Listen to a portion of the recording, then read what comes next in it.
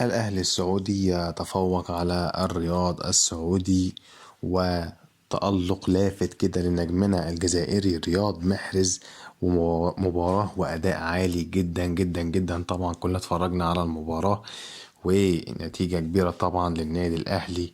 النادي الأهلي فاز بنتيجة كبيرة وتألق لافت للجزائري رياض محرز، وهدف لماكسيمان وهدف جابرييل فيجا، عفوا البركان فراس البركان وجابرييل فيجا. طبعا بنتمنى الأفضل والأفضل لنجمنا الجزائري رياض محرز، وتقديم المزيد في المباريات القادمة إن شاء الله.